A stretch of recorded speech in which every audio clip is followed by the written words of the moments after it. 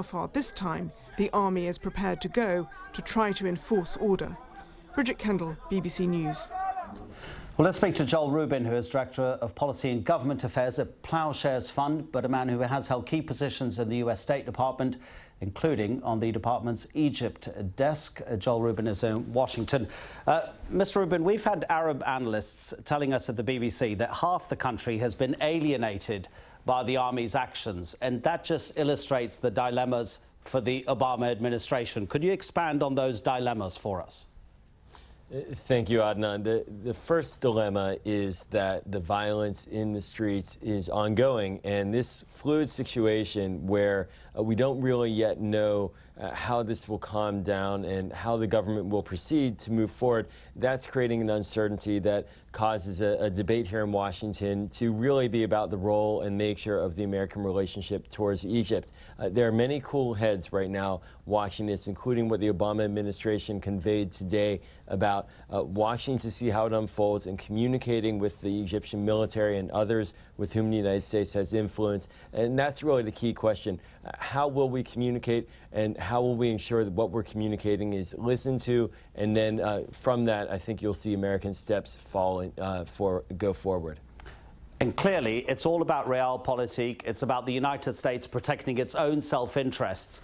But in this situation, what is better for the United States? A presidency that comes from a party that isn't particularly friendly towards the United States, which you could say that's the Muslim Brotherhood, or the unrest that doesn't really help any sort of nascent democracy find stability?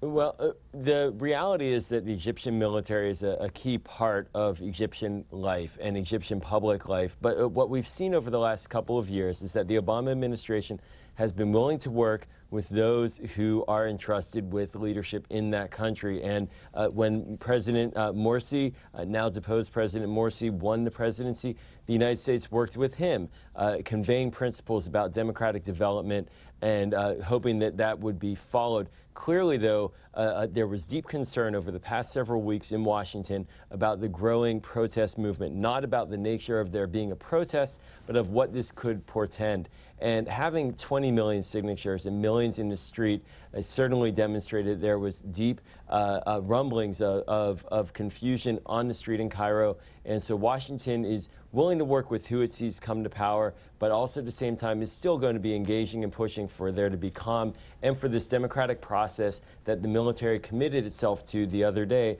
to see that actually take hold.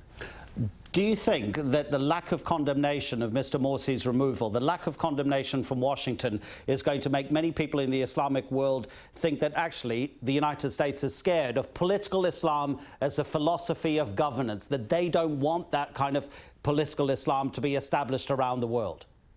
Now, I don't think that it can be interpreted that way, although I understand why the United States will be made to be seen as the bogeyman behind all moves in Egypt. But this was a purely internal Egyptian matter. The Egyptian people themselves communicated displeasure with the Morsi government, and the Egyptian army chose to move on it. And that's something that the United States didn't have any control over. And clearly the U.S. over the past year has been willing to work with the Morsi government. Right now what we're witnessing, though, is an ongoing series of moves in Cairo that the U.S. needs to respond to and push the sides to be inclusive, including the Brotherhood, to get them in the political life and to ensure that those in Egypt, in the power structures, are paying attention to all the different factions in Egypt. All right, Joel Rubin, we appreciate your time. Thank you very much.